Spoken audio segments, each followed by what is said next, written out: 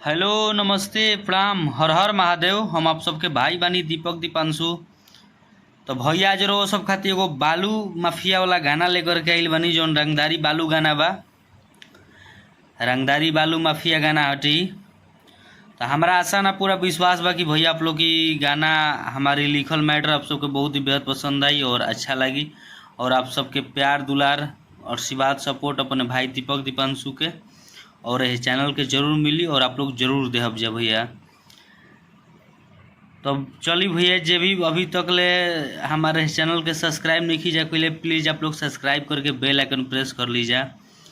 काहे कि भैया जो भी वीडियो लेकर के आई, जो भी गाना लेकर के आई, नोटिफिकेशन आप सबके पास पहुँचे ताकि आप सब वो गाना के वो वीडियो को देख सकी जाए। और भैया वीडियो अच्छा लगी तो प्लीज़ आप लोग से रिक्वेस्ट बा, आग्रह बा कि आप लोग ज़्यादा से ज़्यादा वीडियो के शेयर करब जा, लाइक करब जा और अपन एक एक कमेंट कई के जरूर बतलाइब जा कि हाँ मैटर लागल कैसन।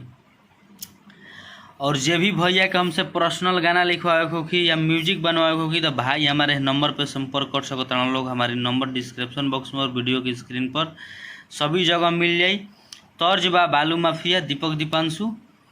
तो जहाँ दो बार बा आप लोग खुद समझदार बन जाओ, जो दो बार गावे के बाटे हमनी के मुखड़ा बा, आप लोग पूरा वीडियो में बनल रही जा। तो आप लोग ध्यान से देखब जा, ध्यान से सुनब जा, तब मैटर समझ में आ जी क्या लिखले बानी। तो चलिए हम मुखड़ा के डमी करके सुनावतनी कि बालू हो बेचेला टरक के टरक, आयरु गरु लोग से ना पड़ेला फरक।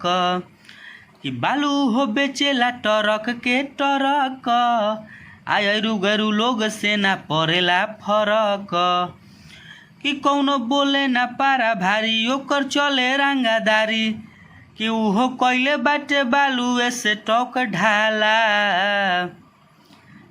कि जवन माफिया बनत बाटे बालू वाला, उहो हमरे भातार भी से ले जाला। कि जवन माफिया बनत बाटे बालू वाला, उहो हमरे भातार भी से ले जाला। तो भैया हमनी के मुखड़ा रहा। आप सबके मुखड़ा कैसन लागल आप सब कमेंट करके जरूर बतलाइब जा। अच्छा लगी तो आप लोग अपने भैया दिल से एकदम अपने भाई के सपोर्ट जरूर करब जा और इस चैनल के आप लोग ज़्यादा से ज़्यादा शेयर सब्सक्राइब करब जा। और जे भी भाई को हमसे पर्सनल गाना लिखवाए को कि म्यूजिक बनावे को कि तो भाई हमारे नंबर पे संपर्क कर सकते हैं लोग। चलिए, धन्यवाद।